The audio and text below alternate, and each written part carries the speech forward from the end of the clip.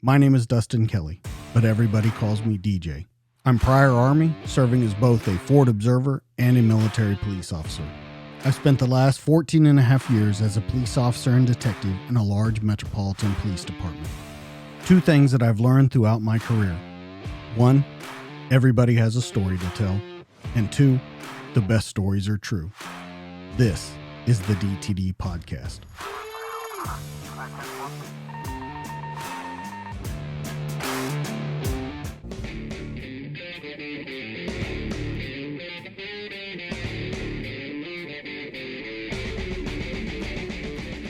What's up, everybody? Welcome back to the DTD Podcast. Tonight in the studio, a veteran news correspondent. In his 4-decade network news career, some of the areas that he has covered are the Civil War in El Salvador, where he was kidnapped and threatened, the events leading to the bombing of the barracks in Beirut, the Oklahoma City bombing, where he spoke directly with the bomber himself, the Lockerbie tragedy, Baghdad, Afghanistan, Iraq, and was even embedded with his son Carlos, who is also a news correspondent, in order to reconnect and gain the footage that was used in the documentary The Hornets Nest. This man has covered a ton of world-changing events, and tonight we will hear what he was thinking and go behind the scenes of one of the last great worldwide correspondents of the news. Tonight, I'm honored to introduce Mike Boettcher. How are you, sir? Fine, DJ. Great to be here. Yeah, I'm so happy that you're here. So much of the stuff that you have done is so amazing. We're both from Oklahoma, and you've covered some stuff that was huge in kind of my late teen years going into my adulthood, and then just the stuff that you've covered all over. Now, you started in the 80s, as a matter of fact, 1980, covering the news. When you came from your family, was it a news family? Were you guys up on current events a lot? Did you enjoy that kind of stuff? What got you into that arena?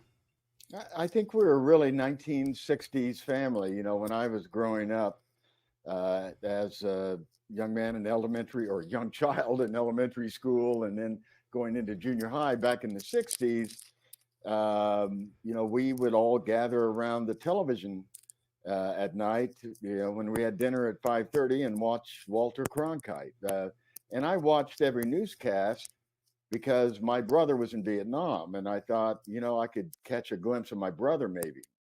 And I didn't see my brother in any of those stories, but I saw all of these network correspondents covering the Vietnam War, and that's you know, I've thought about this a lot, and I'm sure that's what set me on this path because, you know, I had great folks. You know, my dad was a wheat farmer and worked in the Conoco refinery, and mom was a school teacher. You know, pretty much just an average northern Oklahoma K County boy. But I really do think it was, you know, it was a different era back then. You know, back in the 60s, you know, you know, you're either going to watch, well, frankly, we're just going to, in that area, you're going to watch either NBC with Huntley Brinkley or you're going to watch Walter Cronkite. And so that's kind of what hooked me. And you know, I was able to meet Walter later on in the 1970s, before I went to that little cable startup in Atlanta. Well, let me ask you a question because you said it's a different era, and I'm glad that you brought that up because a lot of today's society feels like they can't believe the news anymore. Now, that seems to be kind of a poison of society anywhere. They don't believe anything they read, or they believe too much of what they read. Can you talk a little bit about the differences back then when the news reported and now when the news is reported? Because I think there's definitely a difference in how they were reported. Well, you know, if you go back and look at the stories, I don't think it's the way the stories from news reporters are being done. I think what has poisoned the well are the opinion shows posing as news shows on either side. And, you know, all of those shows run in prime time. And, you know, they're on a news network, but whether you're on the left or the right, those are purely opinion shows. And I think it's, you know, it's really confused people. You know, at the beginning of CNN, there was one talk show.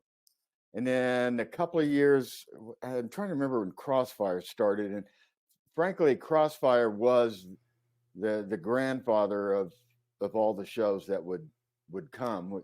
But in Crossfire, you had someone from the left and someone from the right, Tom Braden and Pat Buchanan, for example, interviewing someone and coming at it from their directions. But also they really did have a shared set of facts. And I think that, with now the added layers of social media and everyone out there able to publish, which is great, but there isn't that CBS Evening News, and some people say hooray for that's not our only source of news, but there aren't a shared set of facts in the country. Everyone has true or not has their own set of facts, and I think that's why we can't get past this acrimony that's eating us alive, I believe. Yeah, and when you say that, that's exactly what I was thinking. It seems to me when you talk about Tom Brokaw and the evening news and things like that, back then it seemed like the news was just reported. Here's the facts, here's the story that happened, and that's it. There wasn't an agenda behind it. There wasn't anything. It was just, this is what happened. And it seems to have changed now where it's more about the opinion than it is about the actual story. Well, here's what happened. And I think I'm partly to blame for this. I did the first satellite live shot in CNN history on the day it went on the air, June 1st, 1980. To do that, a satellite uplink the size of the circumference of a house had to be put together and lifted on top with pulleys of a semi-trailer truck that was full of electronic equipment. And live was tough to do back then. It wasn't easy. We were doing it then on the docks of Key West, Florida during the Cuban boat lift, which was a huge event going on. Cuban refugees fleeing by the tens of thousands in Cuba in small boats. Many of them died. It was a major global story back then, and we did it live. Now, since we can go live from anywhere, for example, in Afghanistan, I had a satellite uplink. I've gone now from a satellite uplink the size of a real semi-trailer truck to something that's the size of a laptop.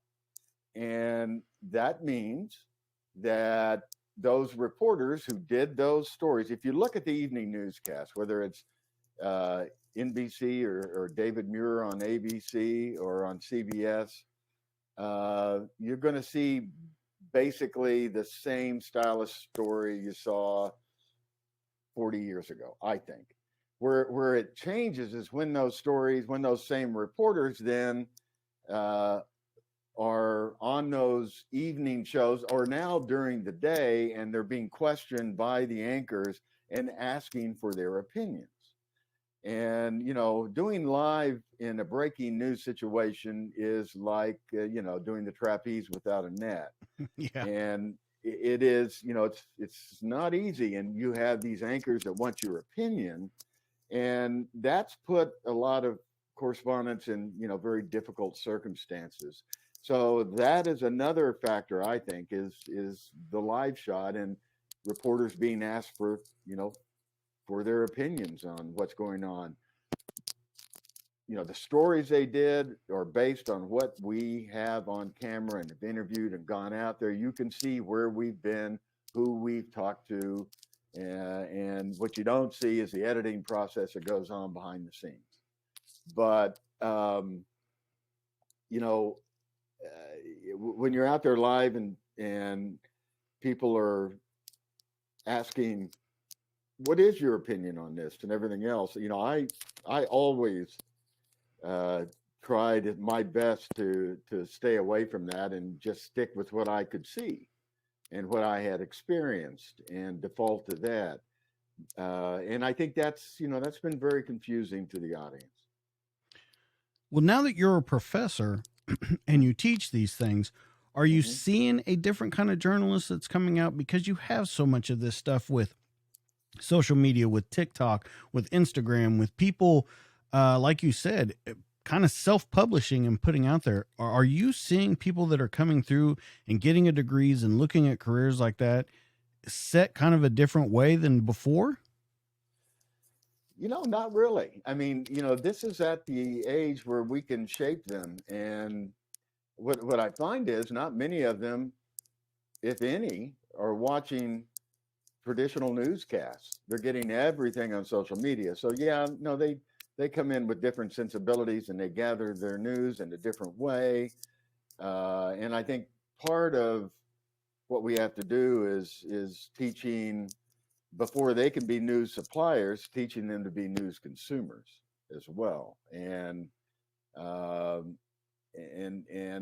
I really stress, because I'm old school, and I really stress, cut out the BS. You're not there for any political party or anything else. You're there to observe. You're there to witness and to write stories that you can share based on the facts that are the best possible information that you have at that time.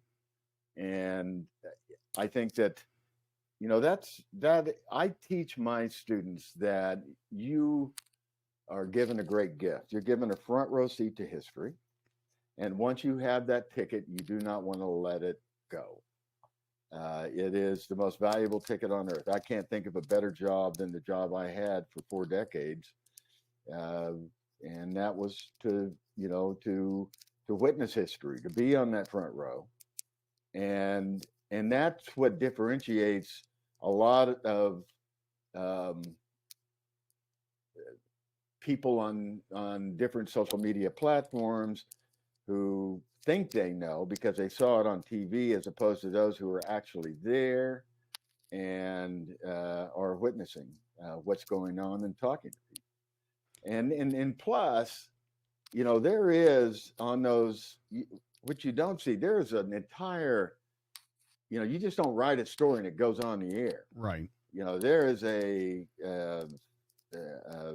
rather laborious script approval process that goes through several people, and the senior producers, executive producers, the anchor looks at it, and it's gone over from everything from grammar to it looks like you have opinion in here, and you need to take that out. So it's a very strenuous process, and it goes on at every network for their evening newscasts and the morning shows, and on CNN and on Fox News. Same thing with their reporters, and on MSNBC. So it's you just can't throw anything out there, and so and again, hey, look, I know reporters in every network. I'm now I guess I'm the grandfather on all of this, but and I was thinking that today because of what's going on in the Ukraine. I was there for the birth of the baby, when the Berlin Wall fell, and I was there with Lech Walesa and in the shipyards in Gdansk when they were fighting for their freedom. I was there in Ukraine after the first Moscow coup, and it was a beautiful baby, and we thought democracy was going to thrive. And now that baby's grown up to have a lot of warts on it, and there are issues. But I go back, so far on all these various stories that I in every part of the globe that I have experience in just about any story you can imagine. So, but I know all of these reporters. I know a lot of the reporters at Fox, and as I said, and the other side of the spectrum, MSNBC. The folks that report the actual news are solid people. They know what they're doing. They follow it, and those are values that I believe were drilled into them when they were in school. And if hopefully they had some good professors, and most of them did, who really drill in on that. And we certainly do at Gaylord College at OU, and I'm sure they do at your alma mater at OSU. But it these are people who are out there, and you look now at the folks in Ukraine. We had a Fox News reporter badly wounded today, and these are people putting their lives on the line out there on that pointy end of the spear to tell those stories, and that takes a real level of commitment, because what you don't see are the families you leave behind, and the fact that people don't realize that some years you're gone from home as a foreign correspondent, war correspondent. You're gone from home over 300 days a year sometimes, and so it is. It's a difficult life. It's a vocation, but it is, to me, still one of the most rewarding things you can do when done right. And right now, what I believe you're seeing from all networks is some, and print, is some really superb reporting what's going on the front lines in Ukraine. Since you brought up family, I wanted to bring that up later, but since you brought it up, I want to get into that, because that was a big point in your documentary, The Hornets Nest. You talked about family and being gone all the time. And I'm going to ask you the same kind of question I ask these guys that come on the show that are special operators or law enforcement that are always at work. You know what it does to a family. You talk about it openly in the documentary, how it estranged you from your son and things. So I always ask the question to them, if you know that it does this, and you know what the possible outcomes of it are, why do it? Because you convince yourself it's that important, that people need to see this, that people need to know that there's this guy named Lech Wałęsa in the shipyard, and all he wants is democracy for Poland. And those events you report on can help change the world. I'll give you an example. Okay. And is that right? No. Thinking back on it, I probably should have said no. I never said no. I always said yes. And I think that sometimes I should have said no. But when you this story will take just a little bit here. But that's fine. After Desert Storm in '91, and I was embedded with the U.S. Marines that were the first into Iraq. Our job was the Marines I was covering. Their job, and my job was to document it, was to go up the middle into Kuwait through the first defensive belt that was, about very wide and stretched the length of Kuwait, full of mines, surface-laid mines. We had to walk through there, tiptoeing through the mines to get into Kuwait. And the war progressed pretty quickly, and after about a month in Kuwait City, after it was liberated, I was actually less than a month, probably 3 weeks after it. I was heading back home to Germany, where I was living at the time. And I got beeped at the Frankfurt airport, and it was NBC in New York saying, "Hey, Mike, we hate to do this to you. We need to turn you around. Saddam is butchering the Kurds." And what had happened is the U.S., we didn't go all the way to Baghdad, the first President Bush, and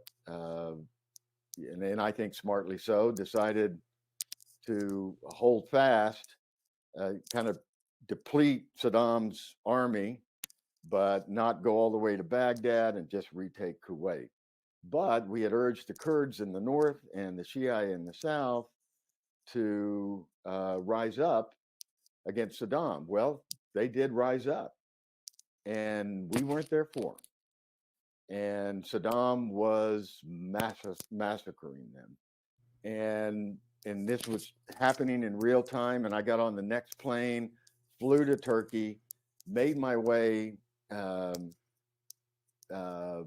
by literally planes, trains, automobiles, and foot to the Turkish-Iraq border, and then crossed over into Iraq and it's a mountainous area. And I remember crossing over this mountain bowl and looking down, and it was a mountain bowl filled with snow, and there were at least 100,000 people there, and they were in bad shape. They were bloodied, they were dying, they were freezing to death. And I looked at this disaster in the making, literally 100,000. And I said, I have to do the best job I possibly can because the world needs to see this. And at this point, President Bush, first President Bush, was not going to recommit troops to help the Kurds. Well, flash forward almost 10 years, and I'm in Tallahassee, Florida. Now I'm back working with CNN, and I'm covering the whole election fiasco back that went on there, and the hanging chads in Florida and all of that. And every day, the spokesperson for Vice President Gore, who was Warren Christopher, former Secretary of State, and for then Governor Bush of Texas, was James Baker, great man, and former Chief of Staff of the White House, Secretary of State. I mean, he was a real powerhouse and a very smart man. And so he held a briefing, and there were hundreds of reporters in this auditorium asking questions. All the main anchors were there. But after he made his opening statement, he would look around the room to take the first question, and people had their hands up, and he'd look around the room until he got to me, and he'd point at me and go, Mac, that Texas drawl. And I'd go, oh, okay, I got the first question. Well, this went on for 5 days like this. Every time he gave me the first question. And so after that 5th day, I went up to Secretary Baker and I said, sir, I really appreciate you giving me the first question, but why? And he said, you don't have any idea, do you? And I said, no, sir, I don't. He goes, let me take you back almost 10 years. And the Kurds had risen up in northern Iraq against Saddam.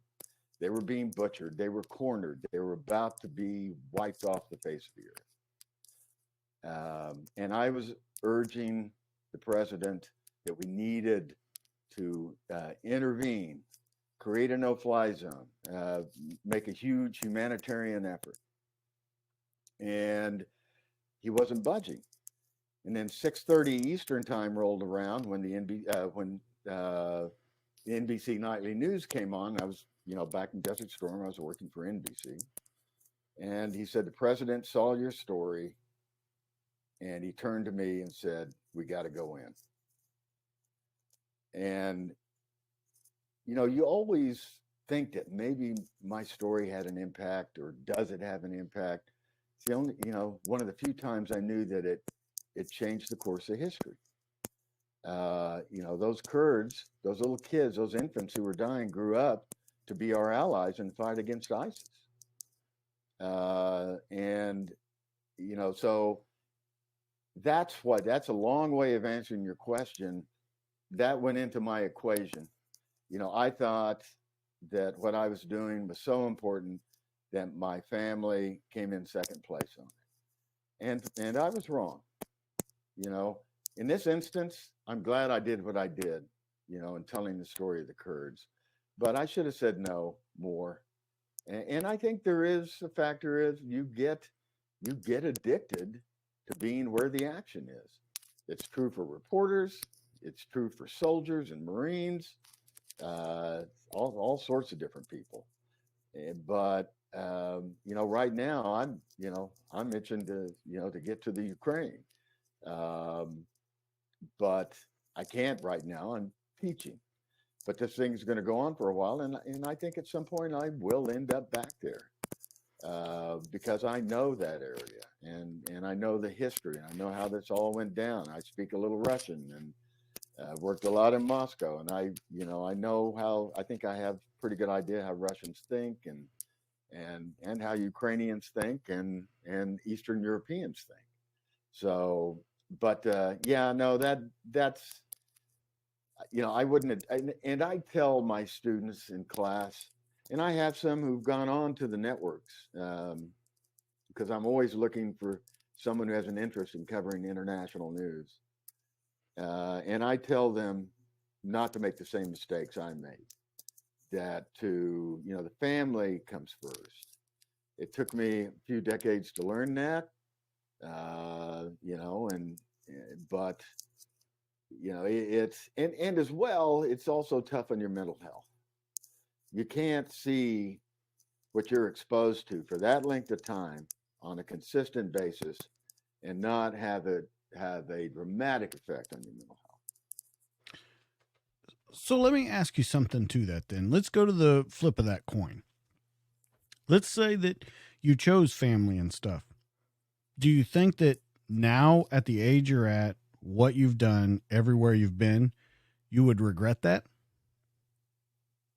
I don't regret it. And that, it's one of those things. I don't regret covering all of those. No. That's not what I mean. I'm saying the opposite. Let's say you chose family. Let's say you didn't go to all those places. When you reach this point in your career, do you think you would look back and go, man, I missed out on this story. I missed out on this story. Do you think that there would be any regret there? I don't think so. Because I don't know, at the time, yeah, I would have regretted it. I would have been climbing the walls. But if looking back now, if I would have said no to some of those events that I covered, if I would have said when they transferred me from the wars in Central America and El Salvador and Nicaragua and the Contra War they said, we're sending you to South Africa. We'd like to send you to South Africa because the apartheid protests are turning incredibly violent, and we're at a tipping point there, and we need you there. If I'd have said no, at this stage of my life, it's a good question, DJ. I mean, I probably would regret not being there because, in the end, again, that's a case of journalism changing things, because under great risk, and a lot of journalists died there. Friends of mine died there. I was with them. But it was the fact that we kept going and kept reporting despite threats of being jailed and being shot at and everything else by the apartheid government. In the end, sanctions were put on by the international community. It changed. And I was able to shake hands with Nelson Mandela when he got back to Soweto on the first day, when he was released from prison. So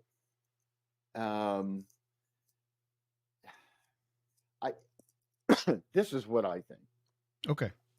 If my kids would have grown up to be really problems, I would have regretted more going to all those places. But remarkably, because of their mother, they've all turned out to be great kids, and despite me.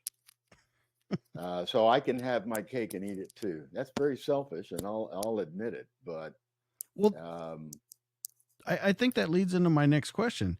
So with the mom being so strong and you saying that, how do you make that up to her? How do you make all those years up to her?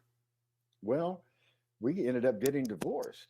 Okay. And I remarried later on. And so, there was no, making up on that. We didn't get divorced until after I returned to the United States in, the mid 90s. And I was national correspondent for NBC based out of Chicago, and reporting for NBC Nightly News and Today Show. And so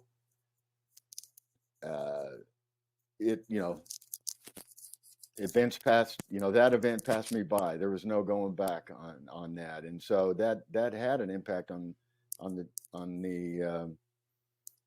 the children, especially my son, who was old enough to know what, was going on. And that is what led to him going on the Hornets Nest. I was going alone. I wasn't bringing him because I knew how dangerous this was going to be. But he said, Pop, he said, I want to know, as you saw in the film, I want to know why you chose this over me all these years. And and he saw it, he saw it firsthand, and now he's in the business. He is at ABC News in New York. He's actually behind the scenes. He's a producer, and he covers. He's not in Ukraine right now, but very very likely will end up there. Um, and I really, I want him to say no. I mean, right now he just got married, and he did say no because we talked about that over there. He at some point down the line he'll end up going, but he said right now, he told ABC, no, I'm not going right now. I just got married, and I'm not leaving my wife right now to do this. I'm not gonna make the same mistakes my father did, and that was a proud moment. That just occurred a couple of weeks ago. So maybe some good did come. Well, a lot of good came from him being with me. We were told a lot of stories, and he grew up really fast because he was basically still a college kid when he came with me. But you know, in the back of his mind and stuff we discussed, he wasn't going to make the same mistakes as Pop made, and I'm proud of him for that. Well, let me ask you one more question if it's not getting too deep into it. But after you get a divorce and you remarry, how far along in your career are you when you remarry? I am working for NBC News and being made an offer I couldn't refuse from CNN. I was basically at the height of my career. I had just come back from years overseas. I had won, several Emmys for my reporting and a Peabody and other awards, and I'd made a pledge when I left CNN the first time in 1984 that I'd come back someday, and I fulfilled that pledge in 1999, and created in 2000 the CNN Terrorism Investigation Unit based on looming threats that were coming, and did come. Well, yeah, and so I, at that point, I was at the height of my career, frankly. So we're about 20 years into your career, though. 19, 20 years into your career. Yeah, correct. Network career. Okay. And I started out at a 250-watt radio station in Ponca City, Oklahoma, and I worked radio in Oklahoma City. I worked TV for a couple of years in Oklahoma City, and then when CNN called me and said, "Hey, would you want to be our first reporter?" I said, "Yeah." Well, of course. Journalism to me was kind of like joining the Navy. I wanted to get out of Oklahoma for a while too. Doesn't everybody? Yeah, no, for sure. But I love my state, and absolutely. But you want to get out for a while, and then you appreciate it more when you come back. 4 decades later. Or so. Yeah, I never thought I'd want to come back, but it's very true. You do miss it. The point that I was saying all that to was at 20 years in, you get remarried. Do you see the same problems occur, or are you smarter about beating those things? I'm smarter. Yeah. We got a great marriage, and but when I took that CNN job, again, it was same thing happened again.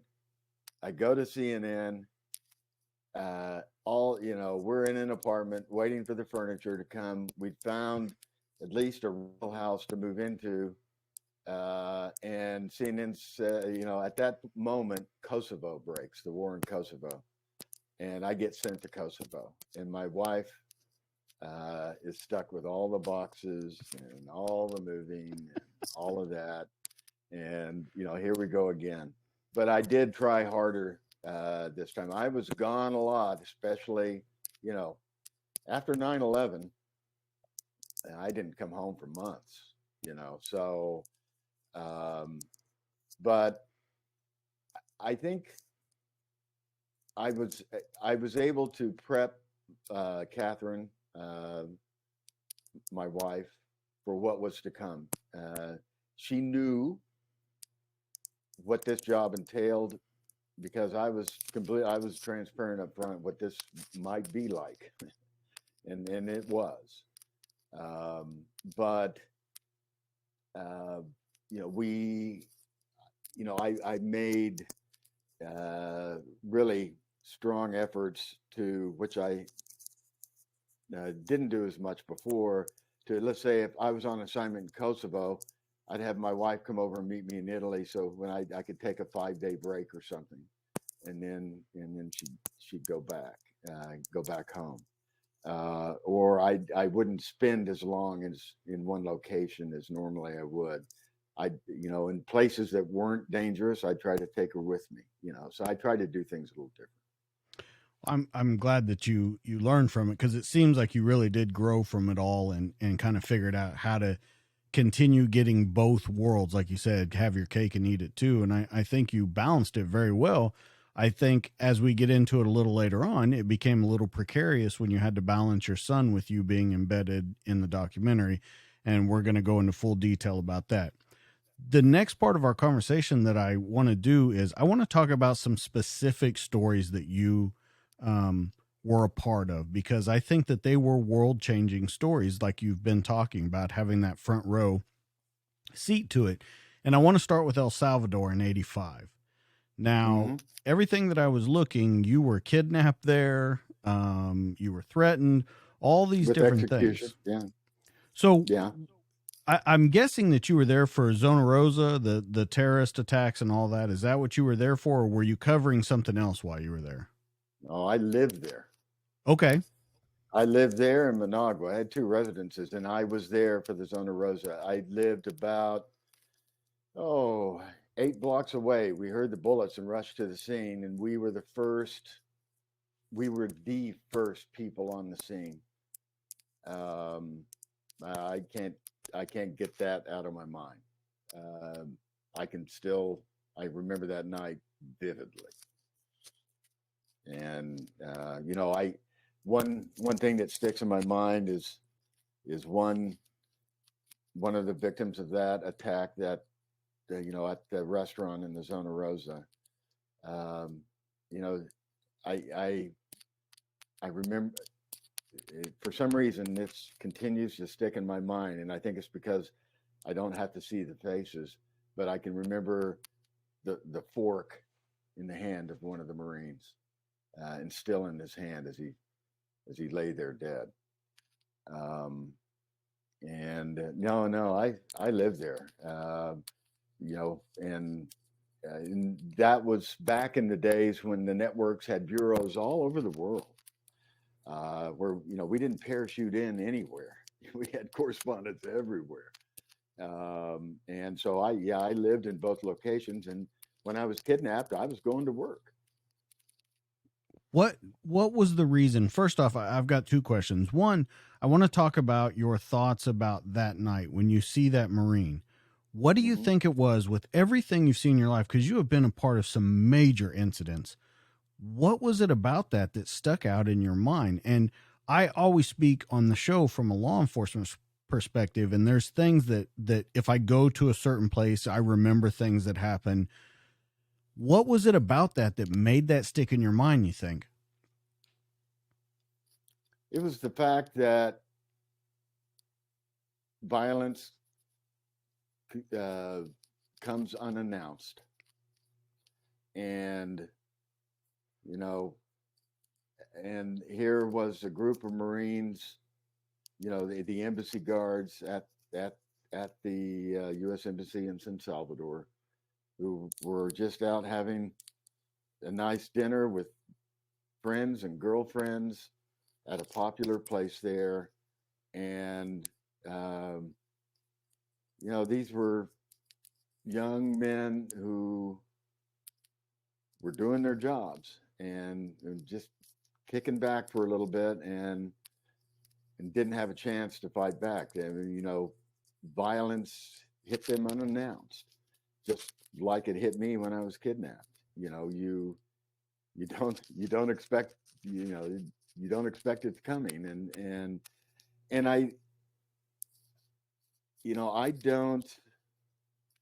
I guess we all have our own defense mechanisms we come up with to try to shield us from, and I'm speaking if you law enforcement or you in the army, you know, me as a journalist, you know, we're exposed to things that no one should ever have to see. And I think that it was um, it just was the uselessness of it all. I mean, you know, this guerrilla force that, you know, wasn't going to take over El Salvador. You know, they were strong in certain areas, but you know, this was going to be fought to a stalemate, and there was going to have to be a political settlement, and there was. I mean, you know, they had elections, and finally the guerrillas came into the fold, and then a lot of those guerrillas became criminal organizations in El Salvador. You know, they changed. They kept the same weapons, just changed from freedom fighter to criminal. And I think that it, you know, just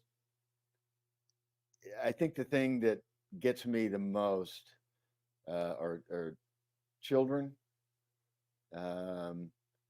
who, you know, I've seen killed in wars, you know, quote unquote collateral damage, and our servicemen and women who have died because they're there serving us.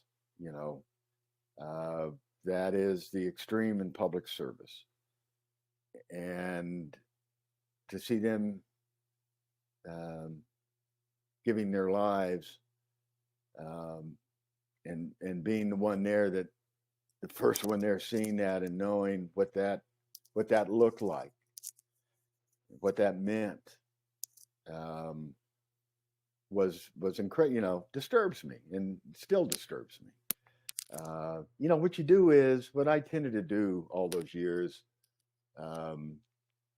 was to lock up those bad memories. Let's say the Sabra and Shatila massacres in Beirut in 1982. And I was there, you know, in Beirut for the Israeli invasion into Lebanon and everything that happened then. And then there was this, you can look it up online if you're not familiar with the Sabra and Shatila massacre, but hundreds, literally, actually thousands of basically women and children were massacred by a Christian militia. These were Palestinians in a camp. And so, you know, I've got vivid images from that I try not to remember. And you try to lock that stuff in the back of your mind. Eventually, something happens and that lock box breaks. And for me, that something was, you know, being the target of a suicide bombing in Baghdad that roughed me up a little bit. 1,000-pound bomb and a 2,000-pound bomb within 20 seconds of each other. And so I, you know, when that happened to me, because frankly, what you do is, hey man, yeah, I have nothing to hide. I like talking about this now because maybe it helps other people. The way I tried to cope with all this stuff over the years was by drinking a lot of alcohol. And I drank a lot. And I started drinking more and more. And after that deal, I mean, that really, and I, you know, I was right there, full blown alcoholic. And luckily my family, you know, they recognized it and they said, you need to get help. And what I was doing was self-medicating, you know, that's exactly what I was doing. And I know a lot of my vet friends who've gone down that same path, and I talk to them openly about this because people tend to think that, because you survived all these years, you got to be 10 foot tall and balls the size of bowling balls. Well, no, I'm not. I, I am an imperfect human being who suffers from the same thing other people do. And I got help, and that's kind of what led to the Hornets Nest, frankly. I went. I mean, I was the poster boy for post-traumatic stress. I went to an alcoholic treatment center in Atlanta called TRC, and generally that treatment center is for pilots and physicians who are alcoholics, and it's very specialized. And man, they love to get their hands on me because they hadn't seen anyone like me before. They said, "Man, this guy's off the scale on PTS." And but I stuck with it, inpatient for 4 months, and still go to meetings to this day. AA meetings to this day, and try my best to do the next right thing, as we say in Alcoholics Anonymous. And so, but it's funny, when you come back from something like that, and I felt like I was good to go. I got help. I continued. I didn't think I was cured by any means. It's a daily thing, and you got to keep on top of it. And I came back to work. I wanted to get back out there doing what I was doing, but NBC management, and they were great. I had nothing bad to say about them at all. They just felt they were treating me like I was a fragile egg, and I didn't want to be treated that way. And so 2005 comes along. I'm in that suicide bombing that was targeted. I was a target for. I didn't die, but a lot of other people did. Our Iraqi neighbors. We had 12-foot blast walls. They blew a hole through it, and the second truck was supposed to. The first truck blew a hole through the wall. It's 1,000 pounds, and it's all on our security cameras, and you can see it. And I just remember getting up in the morning with the Baghdad alarm clock, which was all the roadside bombs that would go off during rush hour in the morning in Baghdad, and said, another day in Baghdad. And I stood up and walked out of I had a little suite, walked out of my bedroom and into the kitchen area. And there was as I was walking that way, I saw the brightest light I ever saw in my life. Then I heard this thunder clap, like still to this day, I've never heard a sound like it. And I had the sensation of flying because I was flying through the air. The force of the blast blew me against the wall. And people don't realize we're actually pretty highly trained, in combat situations. And so it's drilled into us where there's one bomb, there's two. And as I got up and I was dazed, and room is partially on fire and glass everywhere, and I'm cut, and my head had hit the wall. I stood up and I thought, oh no, second bomb. And I went to get down. Same thing happened, but this was bigger. This was the 2,000 pounder, size of the Oklahoma City bomb. And the U.S. Army investigation, this is all based on the investigation they did of what happened. And it knocked me unconscious. I had a pretty severe traumatic brain injury. And it took me a while to recover. And what I told you happened, going to the alcohol treatment center in Atlanta called Talbot. And I came out of that, and I decided that I wanted to go back and continue to report which is my specialty on terrorism networks, which in itself is a whole nother challenge. You're constantly a target. And at first, and I told him, I said, look, guys, and I also wanted to go back to Iraq and continue to work there because I'd work 2-month shifts. I'd go into Baghdad, work 2 months, come out for 1 month, and then go back in for 2 months, which was a stupid rotation because you come back and the Hurt Locker portrayed it beautifully when, he went into the grocery store with all that plenty on the shelves. And it was overwhelming to me. I can remember going into grocery stores. And by the time you get your head almost straight, and I'd be driving down I-35 and scanning the road, constantly looking for roadside bombs. Yeah, I couldn't get out of it. By the time I was kind of relaxed, I was back in Baghdad. And so I went to NBC and I said, look, guys, we're spending over $1 million a month on security at our bureau in Baghdad, and we were. And I said, let's go back to old traditions. Let's go back to what my hero did, Ernie Pyle in World War II. Let's just tell the story of our men and women in uniform and what they're doing there, because that's what the American public cares about. You don't have to pay $1 million a month of security. I got the best security on earth. I got the U.S. Army and the U.S. Marines. And they said, we like that idea. And then they said, well, we think it's too dangerous. And that's what led to the Hornets Nest. I didn't want to be treated like that fragile egg that I told you about. I said, I love it here. I love you guys, but I'm going back myself and I'm going to make a film. And that's how the Hornets Nest came about.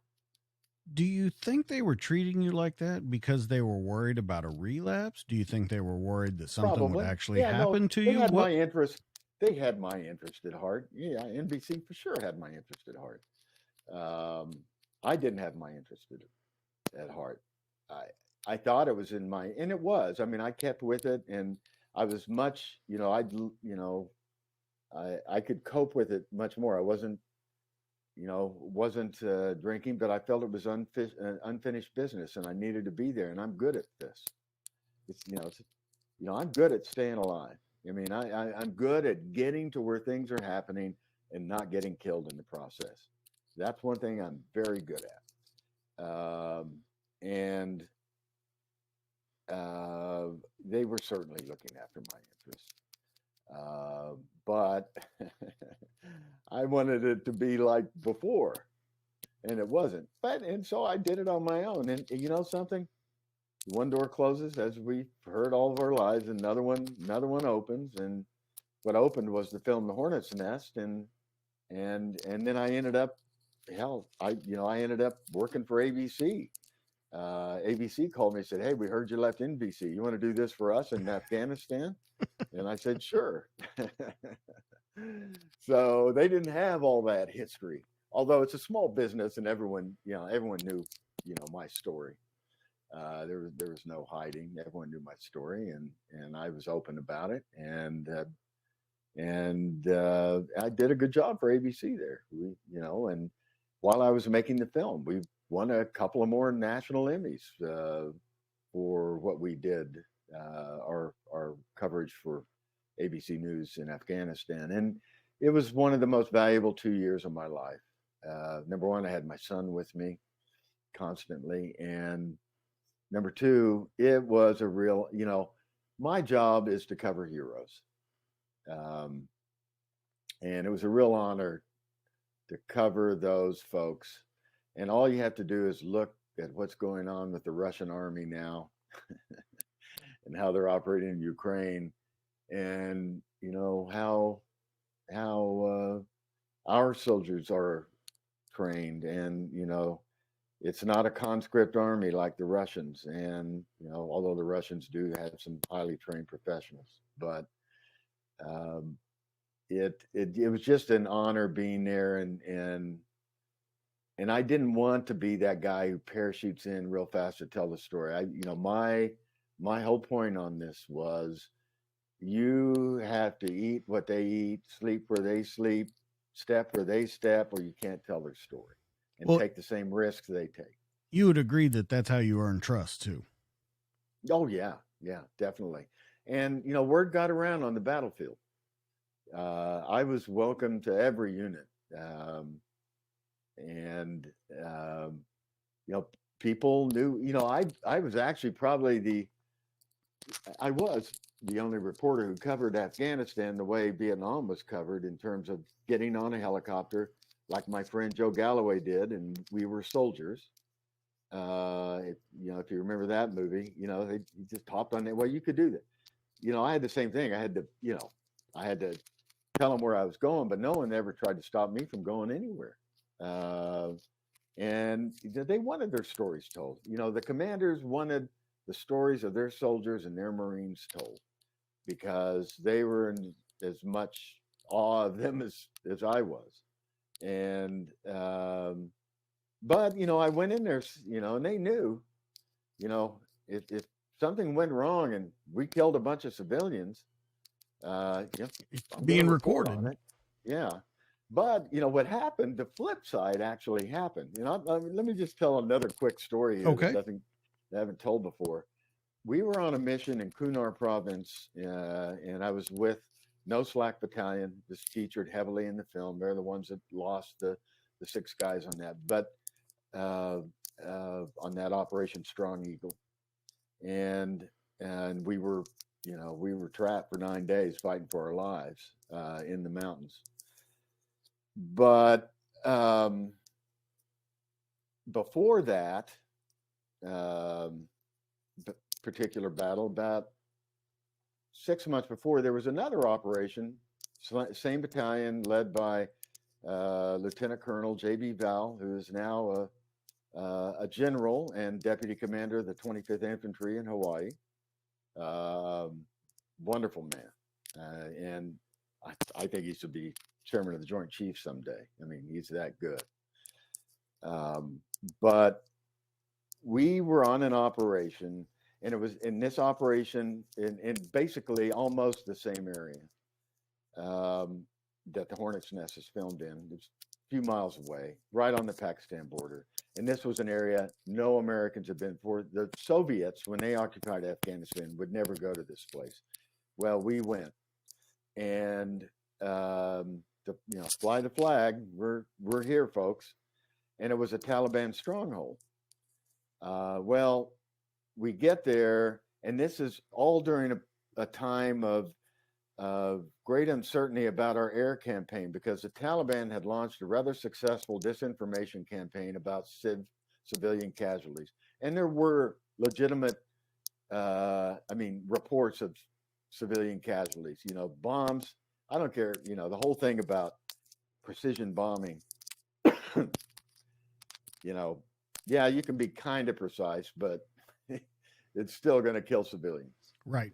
And so civilians die.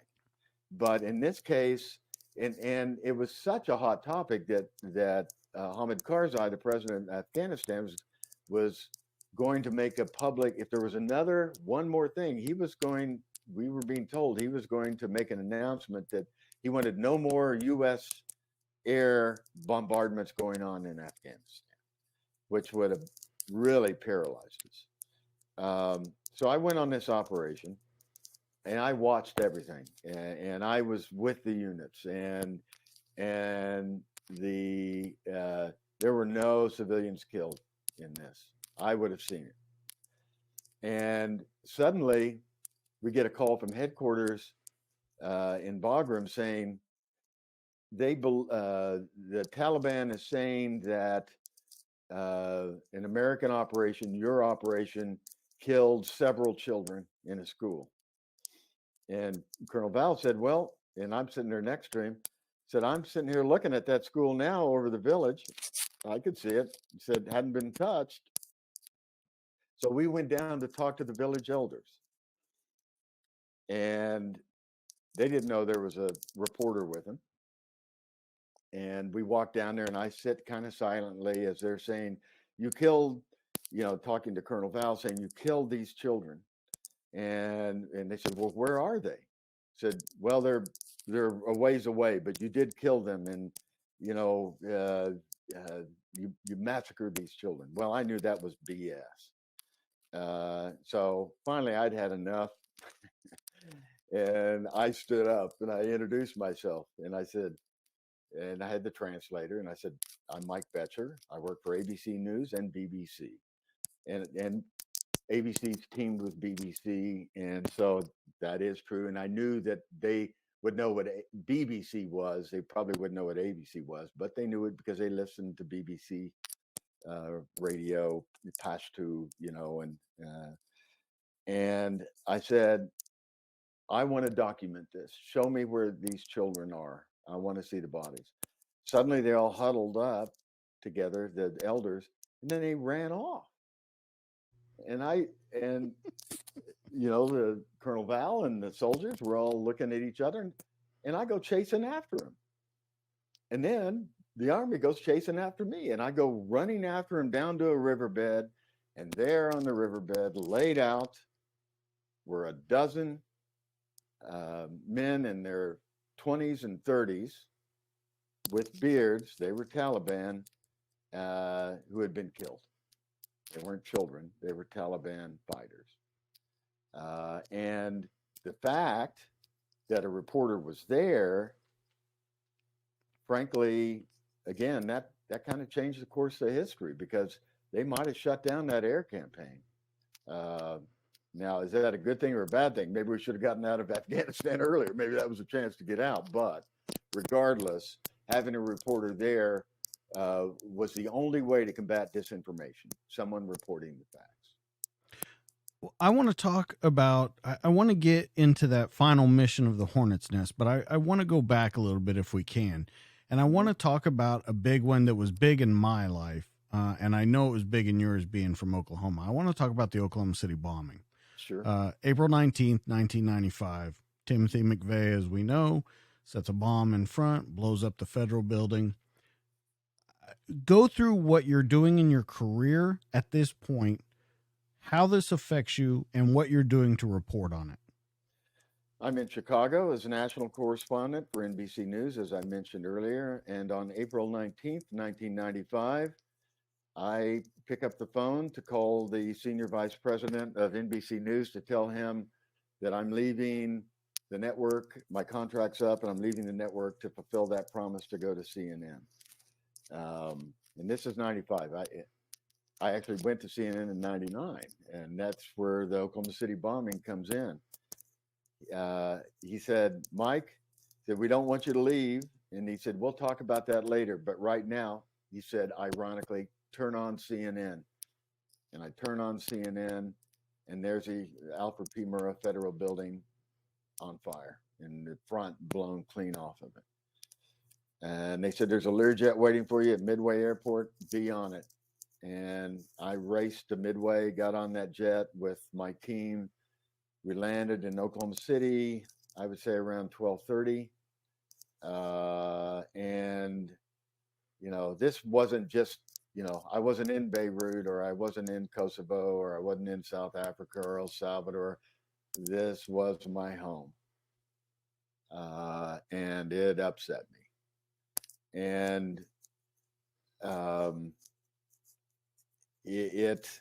and, you know, when I got there, I just couldn't believe it. I mean, that's a building I'd been into dozens, if not hundreds of times when I lived in Oklahoma City and was reporting in radio and in TV. And what are your, and I don't want to interrupt you, but there's specific things that I wanted to ask you about this, because I really attached I really attached to this story. And when you get there, what are your first thoughts? Because I remember I was a senior in high school. They brought everyone to the middle of the school, played it on the news. School was released for the day. It was a huge thing in Oklahoma. And like you said, this isn't another country. And we're in the heartland now where this happens. I mean, we're more middle America than you can ever be. And this happens. As your thoughts of flying there, when you land, and then the first time you look at the building, when you're on the ground and you see it in real life and it becomes a tangible physical thing, what are your thoughts, and how do they change through that whole progression? I thought it looked like Khobar Towers in Saudi Arabia that was blown up, the American apartment building that was attacked by Al Qaeda that was in Saudi Arabia. That was my first thought. I said, this looks like Khobar Towers. And I, like everyone else, thought it must be Middle Eastern terror. It must be, some terror organization from the Middle East. And then quickly, we quickly discovered that wasn't the case, that there was evidence coming to light. And, and I had a lot of friends in law enforcement who had risen up to higher levels while I was gone elsewhere in the world during that point, because I'd been gone from the state 15 years at that point. I knew the governor and Governor Keating, and I knew everybody, and they were telling me things, and they were telling me, no, Mike, it's not Arab terrorists. It's homegrown, and that blew me away. And I'll tell you one other thing that really hit me. There is something that triggers me and triggers a lot of people who are in those circumstances where there's a lot of death, and it's the smell of death. Very distinctive.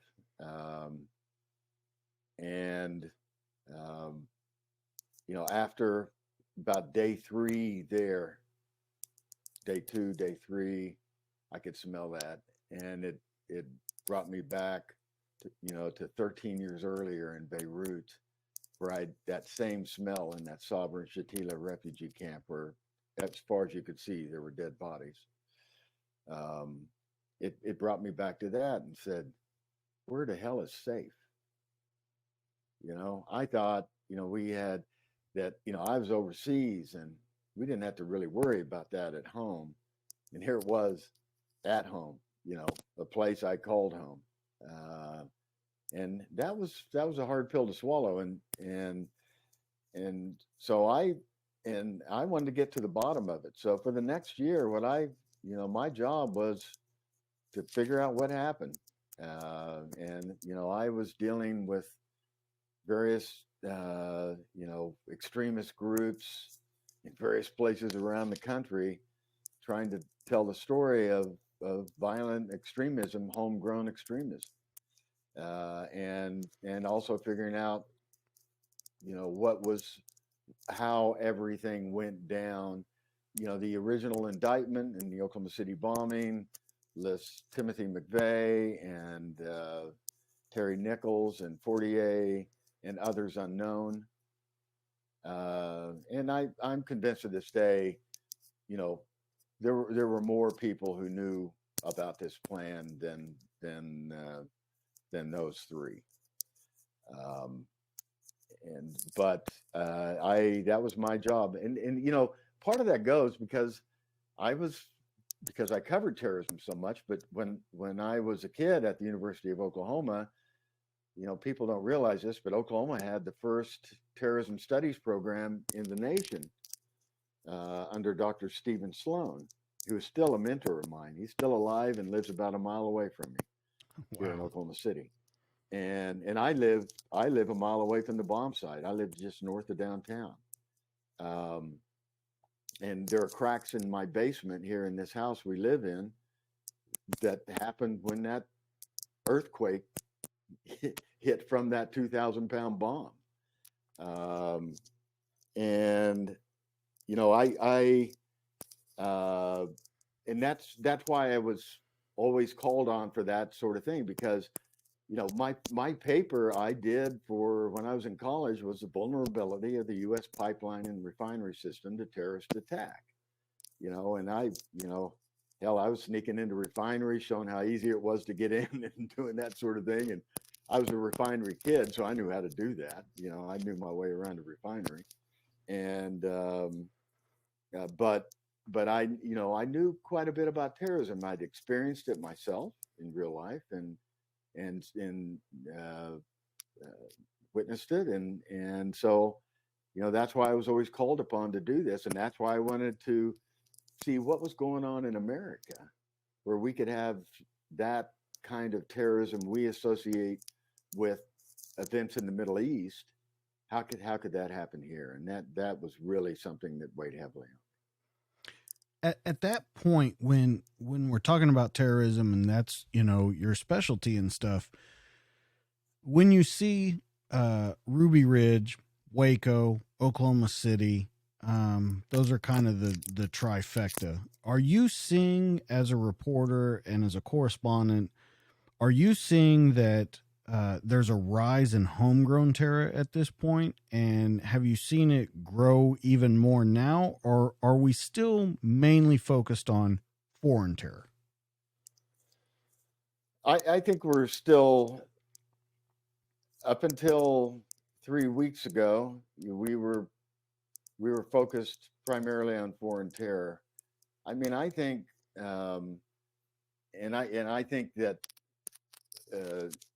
the FBI, for example, they've got their eye on domestic terror. Those groups never went away. They just went into hibernation for a little bit, and they're back. And I worry that this, you know, could be repeated again, because they're, it just feels that way to me. And I think we need to be, you know, looking at that. Look, we can disagree. We don't have to blow each other up, for God's sake. Come on. I mean, let's talk this out. We're Americans. You know, we're blessed to be born in this great country, and it is a great country and continues to be a great country. But we gotta work at it. And, you know, violence is not the answer. You know, the ballot is the answer. And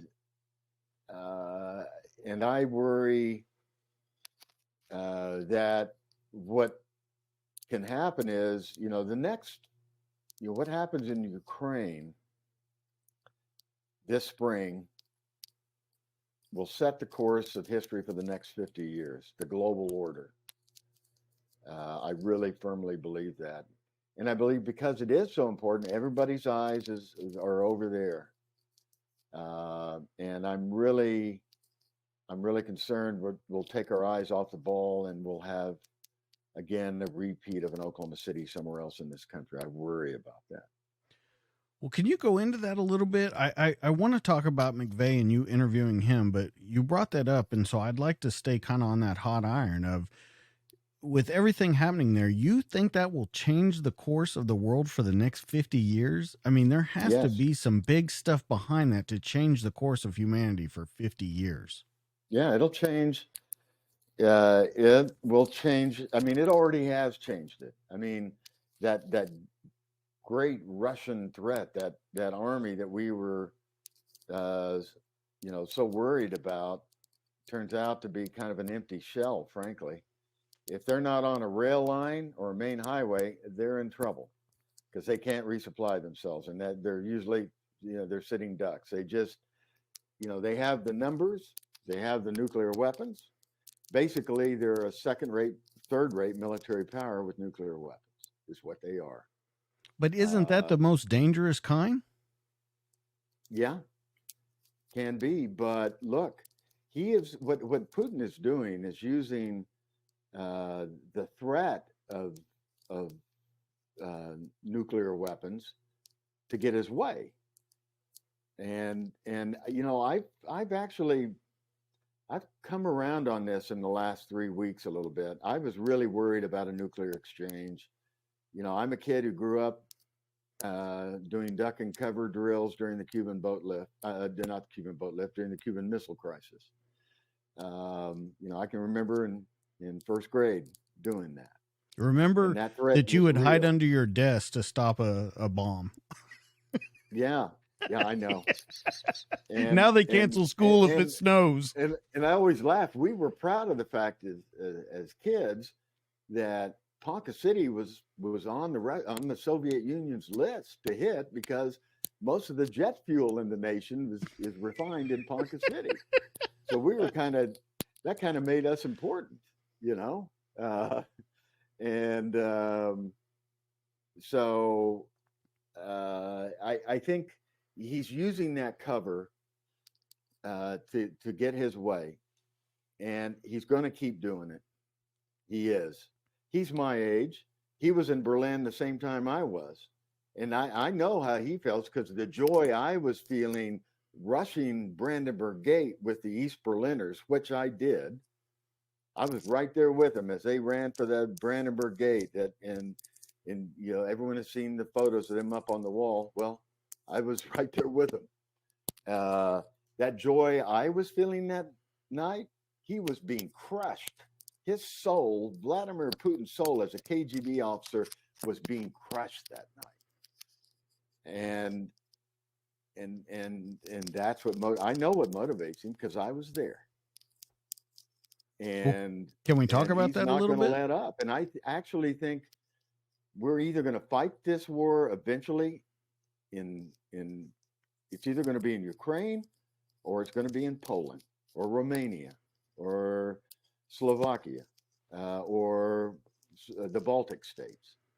And, he chose the battlefield now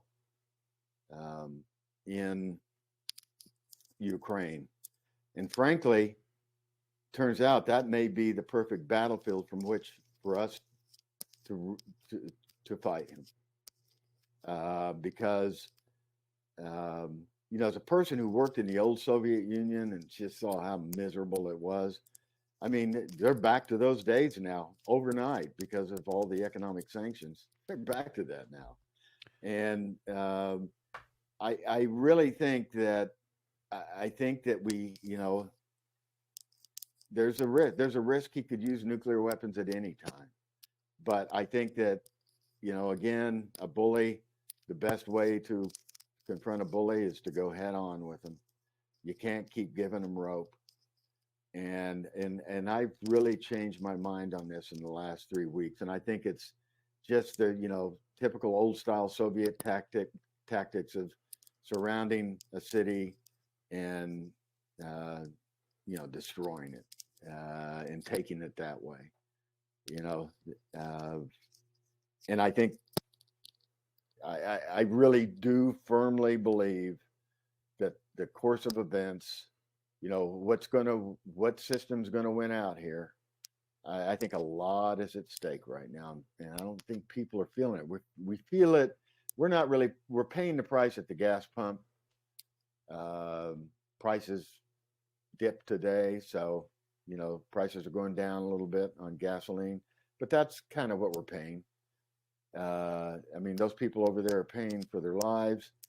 The Ukrainians have so impressed me with their resolve that it is really, as Winston Churchill says, a man who can't change his mind can't change anything. And I've changed my mind on this. I really think that we need to, NATO with our allies. We're either going to fight it now or we're going to fight it down the road here. And I don't think we can kick the can down the road anymore. We got a whole western flank of that country. They're all NATO countries. And it's just like in the Vietnam War when the Viet Cong were using Laos and Cambodia to funnel weapons in. And that's why we could never win that war. Same thing's happening to the Soviets, to the Russians. Sorry, I can't get it out of my mind. To the Russians in Ukraine right now. So, we know that their army is now depleted. We know that they can't resupply it. But the only other hope is that something else rises from the inside. And the reports that we're seeing now, I'm also a senior fellow on the OU Center for Intelligence and National Security. So I keep my fingers on the pulse here a little bit. Reports are starting to filter out now about the head of the Russian Foreign Intelligence Service, the FSB, under house arrest, and his number 2 under house arrest. There's something going on.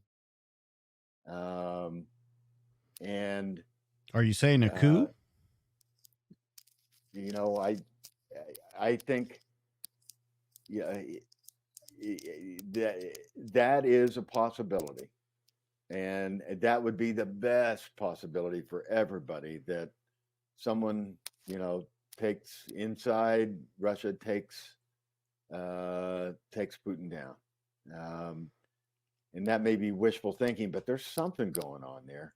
And and I'm not sure it's going to be a case of body bags going home, because I think they're going to delay that. But when parents don't hear from their children who they know are in, fighting in Ukraine after a period of time, they don't hear anything, they're going to know something's up, and that child never comes home. Putin's up against the clock. He doesn't have much time, and I think there's just the same likelihood he'll lash out when he runs out of time as he does if we confront him head on. And I think it has to be done in a way that doesn't bring us right up to the Russian border, but protects the capital, Kiev, and the West. And I think I think that's what we have to do. I've tried to summon all the experiences I've had, and someone who knows the Russians, who's worked in Russia, who's worked all over Eastern Europe, spent 4 years, covering all of that area. And seeing also how authoritarian regimes react when they're confronted. Another war I covered, same thing the British did in the Falklands. You had the military junta in Argentina who started a war so they could stay in power. They needed something to deflect attention to the Argentinian people who weren't doing very well economically. And they started a war, and Margaret Thatcher said, not on my watch. We may not be the same military we were a century before, but we're gonna take you on. Now, the Argentinians didn't have nuclear weapons, but still, I think there are a lot of lessons, and I'm trying to draw upon the lessons I've learned with that front row seat to history. And frankly, you're hearing my best estimation of what I think we should do. I don't know all the information or the facts on the ground. I probably know more than most people, but that's what I believe right now, DJ. Let me ask you one final question about Russia and everything that's going on. Is this the Cold War of the 80s? Is this the rebooted version of the Cold War? It will be if Ukraine ends in a stalemate, which I think it will. I mean, under no circumstance can we let Kiev fall, the capital fall. We just can't they cannot win there. They cannot. We can't allow it. Can they? Continually, to bombing Kiev into the Stone Age like Kharkiv and Mariupol? No, they could eventually win that way. We can't let them. It's that important. If they win there, we're locked into a more dangerous period. And that's why I say the next 3 months, mud season in that part of the world, and the Soviets again, I keep going back. The Russians are going to be bogged down in the mud, and with someone shooting at them. Hey, if you've ever, and you may have experienced this, but I've been in urban warfare in Baghdad, for example, and it's no fun because you don't know where it's coming at you from. Any window is a possible window for a sniper. And that's why they're blowing all the buildings up and everything else to make it easier for urban warfare. If you got nothing but rubble, it's easier to take a city than one that's standing with buildings. And that's one of the tactics going on. There's something else that's going on too, is that there's a turnover in the Russian army coming up here this spring. They conscript on a yearly basis So there are soldiers who are serving there at the end of their terms in the Russian army. They're now in Ukraine, and a new batch that has just been trained, and a new batch who has just been conscripted into the Russian army. And they don't do it on a continual basis; they do it on a yearly basis, and it that's also a troubling thing for them. I mean, they're in a bind right now, and I think they're at a weak point, and I think that now's the time to strike, because if we don't and they take it, they will have learned a lot of lessons from there, and they'll become a bigger threat to democracies of Europe and our own. Yeah, and when you speak about urban warfare, I can only speak, and it's from a law enforcement perspective. You know, you've been to Iraq and all those different things, and I have buddies that have been over there. And I think if we get to that over there, it's going to drag on a lot longer than anyone thought it would, and that's what we don't want to happen. Now, the last thing that I want to talk about, all your experience, because we've talked about all these different places you've been, all these different things you've seen, is what drew me to you in the first place was this Hornets Nest and you going over with your son. And it struck me, and I have a lot of questions about it. And I just want to know, when he says he's going over with you, your thoughts on it. And then, are you looking forward to it as you kind of come around to the decision that he's going, because he says he's going with or without you? Do you change your feelings on it? And what do you kind of hope to achieve out of it? Well, when he first told me that, no way was I going to let that happen. And I mean, he was adamant. And, I came to the conclusion he's, he was 21,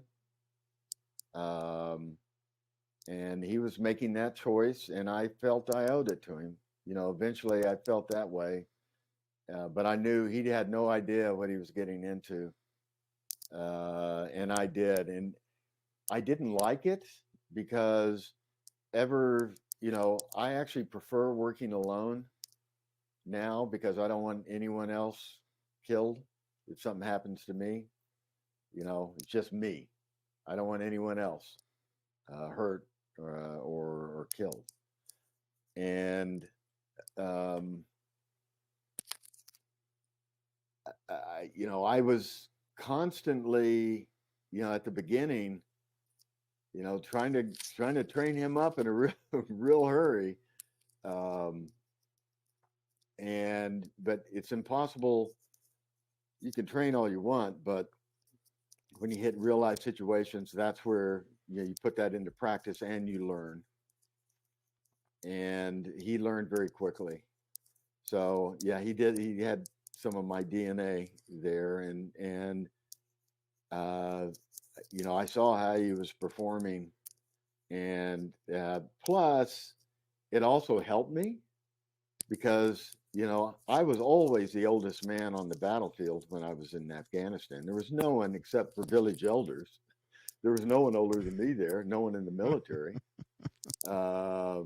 and he could relate to the soldiers more easy. I mean, they tell him stuff they wouldn't tell me, because I was the old guy, and people knew about me on the battlefield, but he could get to the real heart of things that I couldn't get to, that a 21-year-old will tell another 21-year-old, and not a guy. At that point I was in my late 50s. So it turned out he became a huge asset during all of this.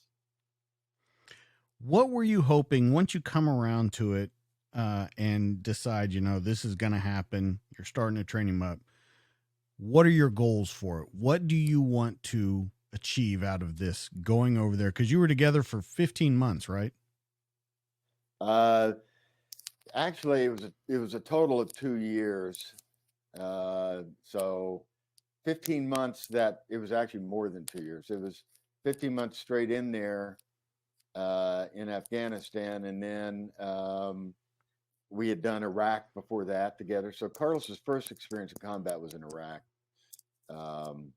And then we transitioned over to Afghanistan. And our intent was, and that's one of the other reasons that I left NBC as well, because, you know, the American people had hit war fatigue, understandably.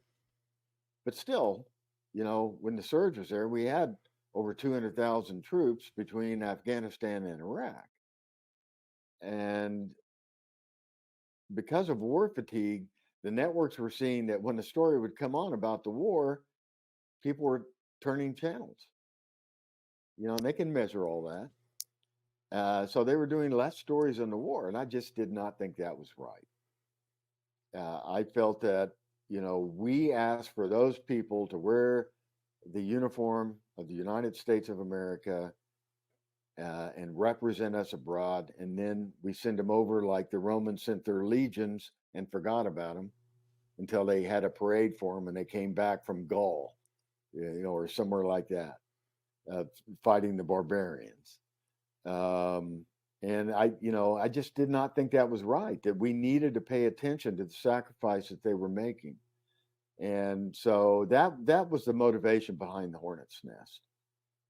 Purely, simply, that was it, to tell those stories. What was your goal between you and your son? Not for the film, for your relationship. It was to understand each other more, to be, I wanted to have, you know, and people have told me this. They said, you know, usually dads take their sons on fishing trips. They don't usually take them to war. And I had, you know, and that's, you know, dads get to know their sons as they're, you know, on trips like that, you know, and sitting down and talking. Well, you know, we were doing it in the middle of a war zone, and that was what it was about, was getting to know each other better, because, you know, I was gone for all those years, and then you know, we get divorced, and my son is living with my ex-wife, and I see my son, you know, every other week, or every weekend, and eventually I'm not in Chicago anymore, so I'm flying from New York to Chicago to visit him, or I'm transferred to Los Angeles, and I'm flying Los Angeles to Chicago, you know, every week or every other week, and it, you know, it was that one last chance in our lives to really know each other, and I really know my son now, and he really knows me. Because he walked in my footsteps and I walked in his, as a kid who had an absentee dad. And despite all the good things that may have occurred, and there were a lot of mostly bad things too that occurred, you know, in my life, you know, covering all those things, but it was the last chance, and we took advantage of it. We did. And let me tell you, there's nothing that clears the mind for objectives than when you're being shot at every day, and not knowing how much more time you're going to have. You know, every mission you go on, or not even on a mission, you know, just in your tent, in your hooch, you know, you can have a rocket hit, and then you're gone. So we wanted to take advantage of every day that we had, and, you know, it was a concentrated period of father-son relationship. Believe me. Was there tension in the beginning? Yeah, there was, because I I wanted to be with my son, but not there, and I felt that I felt that anything happened to him, I'd never forgive myself. You know, I mean, it would be just horrific. You know, it's one of those things that people take their own lives over, you know, and I was, I was, I was on edge at the beginning, but the more I got to know his abilities and how he handled himself in difficult circumstances, and the more we got to know each other, I really, I felt I was blessed to have him there. Um, and I hope he felt the same way. I think he does. We talk all the time, you know, so, and we're working on projects together. You know, I'm not just teaching. I mean, he's at ABC. I'm still working for ABC, but long form. And I have a 4-part Hulu series coming out in May, for example, a true crime series. So, and we talk constantly. So we got lucky. We got lucky. We both lived.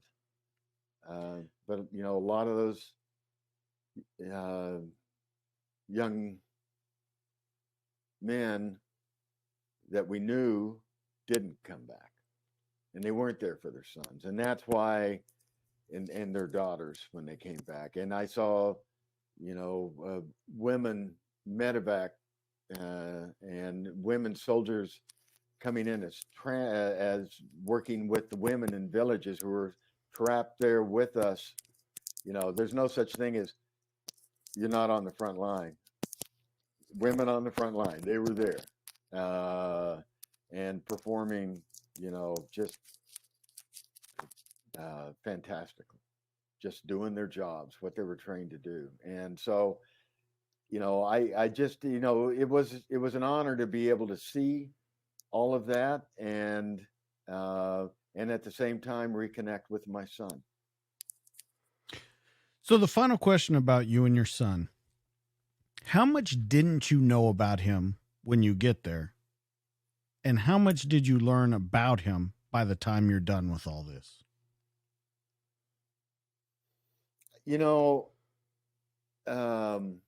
There's a lot I didn't know about my son. I didn't know his emotions, and I didn't know precisely his frailties. And I knew that he was, and I'm not just saying this, he's smarter than me. He's really, really smart. And this is a kid who read everything growing up. He loved to read. I mean, if you're playing Jeopardy, you wanted him on your team, and so, I learned, I learned firsthand the hurt that he felt because of the divorce. I really felt that. And there's no excusing that. It hurt him, and it hurt my daughter Isabella, who's younger than Carlos. But both of them have grown up to be really great kids, and I have a stepson, John, who's a fantastic young man. He's a lawyer here in Oklahoma City, and so and he is the son of my wife, who's also divorced, and we both remarried. And but I think the main thing to answer your question is I was able to really understand the hurt that I caused. When you look back on it, is there anything you would change about that, or would you keep it all the same? And I'm talking about your time with him being embedded. Is there anything that you would change, anything different that you would try and do, or would you keep it all the same? Yeah, I'd keep it the same. Yeah. Because, as it's told in the movie, right before that final battle in Strong Eagle 2, it was time for him to rotate out, and he had some other things he was going to go on to, and he ended up going to work for ABC as a staff producer, and he had things he wanted to do. And I knew this particular battle coming up wasn't going to be very pretty too. So, and we've been waiting for this particular mission for weeks. And he could have very well been on the mission and not me. I was down south, with the Marines again, and he was up in Kunar, and then I came up in the Marines and joined up with him, and then he went home, and that whole battle with No Slack Battalion against the Taliban in along the Pakistan border in Kunar province. I'm glad he wasn't there. It was, I honestly, I had resigned myself to not coming back. I thought, okay, finally, this is it. Didn't think we were going to get out of that. And Really? When did that set in?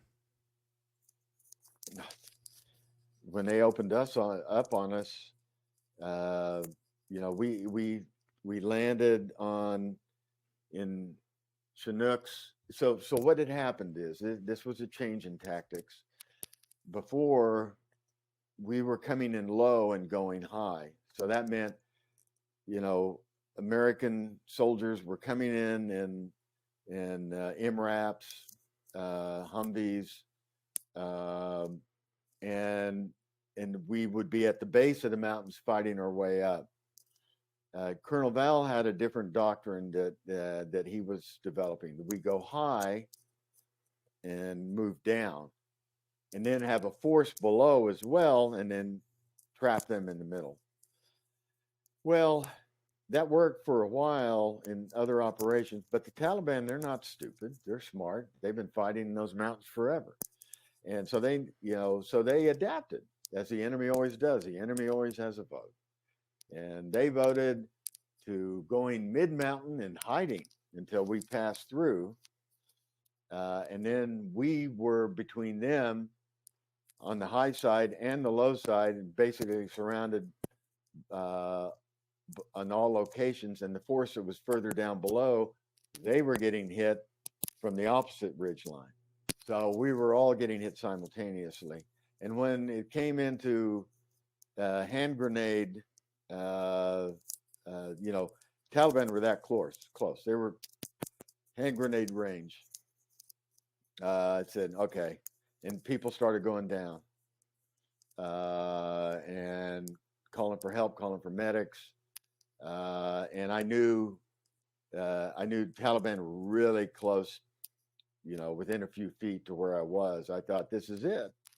And, and I was prepared that it was going to be to the point of that I was going to have to pick up a weapon, which we're not supposed to do under the Geneva Convention, but in self-defense in the end, I'm going to pick up a weapon and I'm not going down easy. Of course. I'm gonna fight for my life, and the life of my buddies who were next to me. And that happens at some point. Same thing happened to Joe Galloway in We Were Soldiers, in the book and in the film, and it happened in real life.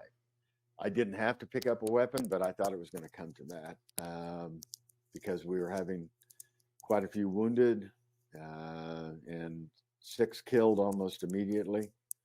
And it was not looking good. And air power couldn't get to us because we were socked in. Weather was bad. And they were danger close. I mean, airstrikes were, eventually after, day 2, day 3, we started getting airstrikes, and that helped. But all those strikes were danger close, and, it was, and one air bomb, we're toast. And so that was what was going down at that point, that tactic of going high and going low, which was a smart tactic. It's just that at that particular battle, the Taliban had adapted, and we got caught in a vice. Well, it's a fantastic film. As I told you, I showed it to my entire family. I have in-laws in town. I showed it to all of them. It's a fantastic film. I think you really capture what these guys are feeling, what you're feeling, what Carlos is feeling, especially when we get to this final battle. You see how people are reacting to it, what they're doing to save their brothers by their sides, all those different kinds of things. And throughout the whole film, you paint out different groups and their successes and their contributions into the war. It's, like I said, it's absolutely fantastic. I don't want anyone to miss this. What I do want to talk about is your upcoming project that you have coming out, because I want people to see this movie and I want them to kind of follow you. Now, your company is Standing Bear, correct? Yes, Standing Bear Productions.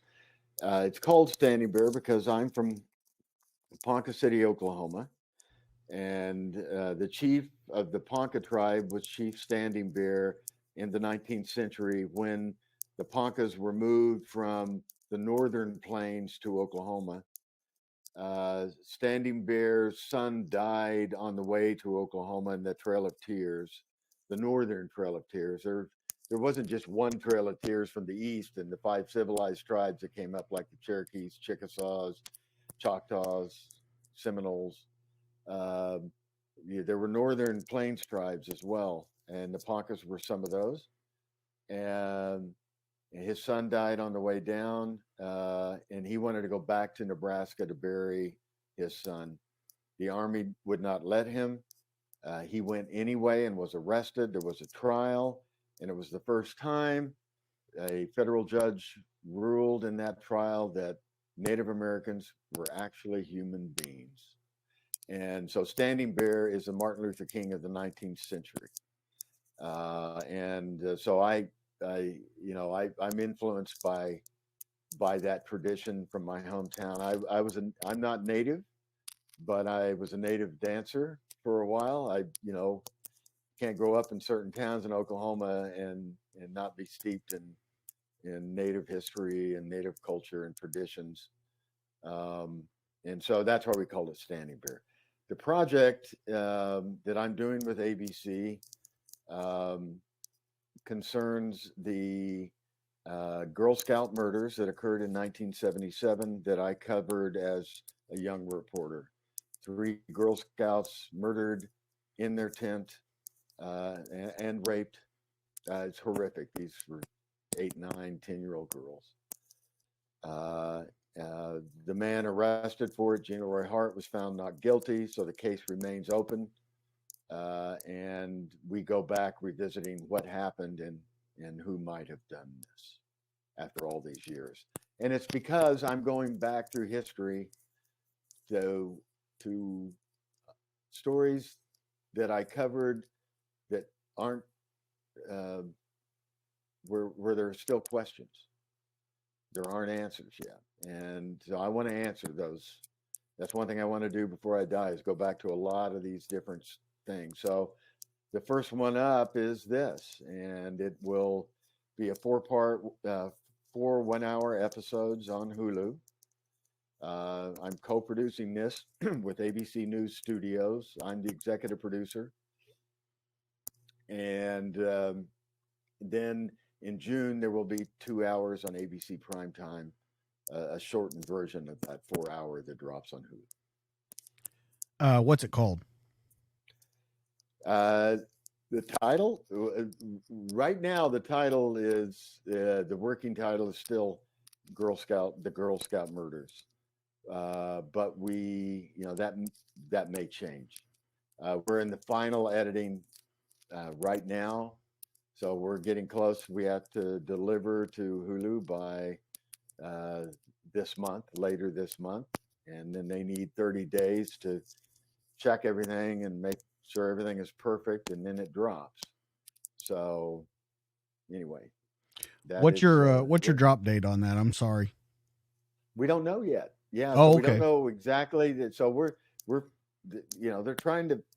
all trying to figure out, do we stick with that title? I think we should. I mean, that's what it's about. We've been working with the families of the victims on this. Frankly, this came about because of COVID, because I was teaching my classes in OU. I was going stir crazy in the house. I was teaching remotely on Zoom. And I said, I wanted to do something else. And I said, I want to go back and look at the Girl Scout murders. And now I want to go back and look at other stories that I've covered that are not completely answered yet. What happened? What really happened? And with the hindsight of years past, we can answer things, and technology can help us answer questions too. Absolutely. And so we don't know the exact date. I assume it'll be sometime in mid-May, but it'll be heavily promoted by ABC News. There'll be stuff in Good Morning America about it, and World News and other things. And it's when the Disney machine starts rolling, it's pretty impressive what the Disney machine can do. That is true. Where can everyone find you if they want to see more about you? Not just the Hornets Nest, not just your Hulu series. Where can they find you? Well, I'm not a big social media guy, just because I try to stay, I don't want to, precisely what we began this conversation about opinion and news. Right. And I don't want to be caught in that trap of giving opinions. So, I mean, I'm on Twitter, but I'm not real active. I'm, Facebook, LinkedIn, you name it, all those things. I'm on them, Instagram. I'm not a TikTok guy yet, but I have to get to it. Oh, I see that in your future. Yeah, I see that's coming in my future. I know I got to get to it, but hey, I'm old enough. I can say screw it. But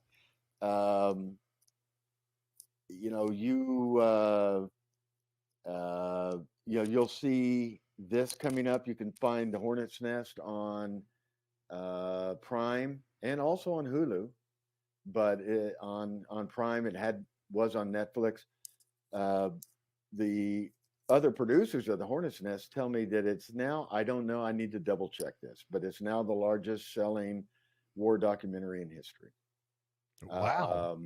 And we were in 500 theaters, and that never happens with a documentary. We were in 500 theaters when it premiered in 2014, and it still lives. And I get messages every day from people who've seen it, and it, really, and as the Afghan war wound down and ended, there were, it was getting, even a lot more traffic,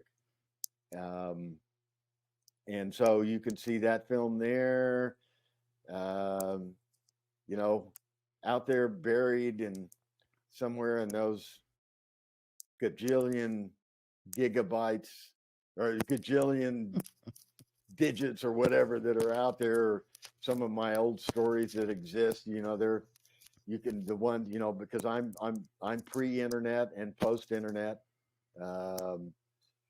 and so a lot of the early stories you can't find them online. Later stories you can, but I plan on doing other things. I got other stories up my sleeve, and for example, one of the things I want to go back and look at is, you mentioned earlier on, Lockerbie and Pan Am 103 that was blown up over Lockerbie, Scotland, which, I was sent to Lockerbie, and I spent Christmas there, not at home with my kids. I spent Christmas.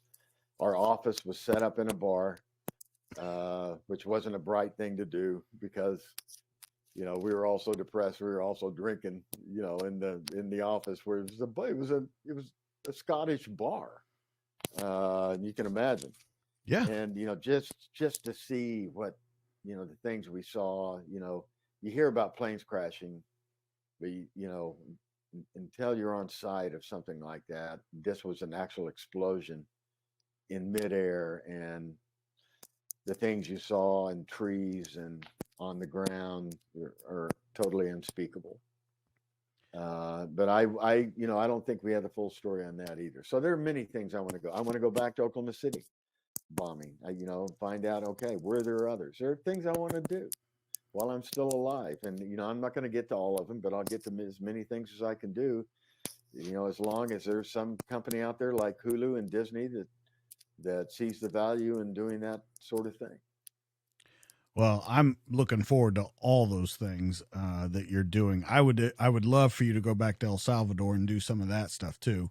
But you're kind of you're around everywhere. Like you said, you keep a very low key profile, but you're kind of around everywhere. You're on Twitter, you're on Facebook, you're on Instagram. Yeah. You have this movie out, you have Hulu coming out. You're still out there. So I really want people to go check you out. Look him up on Twitter, Mike Boettcher. Look him up on Facebook, Mike Boettcher. Check out this movie. Make sure you go see this movie. It's on Amazon. That's where I saw it. Like you said, it's on Hulu. I think that you can pick it up on Vudu too. I think you can buy it on there too. So there's definitely that. I think that we have talked about a lot of stuff tonight. You have been in some amazing, amazing places, and the stories that you have, I would love to fill another 2 or 3 episodes of the show up with. Guys, that's going to be it for tonight. If you want more of me, you can find me on Instagram at the DTD_podcast. You can find me on Facebook at the DTD Podcast. You can find me on YouTube at the DTD Podcast. Remember, this little QR code right here in the corner, wherever you're watching this from, take it, your camera, take a picture of it. It'll take you to all of our links. Don't forget our partners at the Stellate Institute with the Stellate Ganglion Block, working with people with PTS. Look those guys up, thestellateinstitute.com. Yeah, that works. Yeah, it's an amazing thing, and I really want more people to check that out. So, guys, that's going to be it for tonight. That's Mike. I'm DJ. This has been the show. We'll catch you guys on the next one. See you later.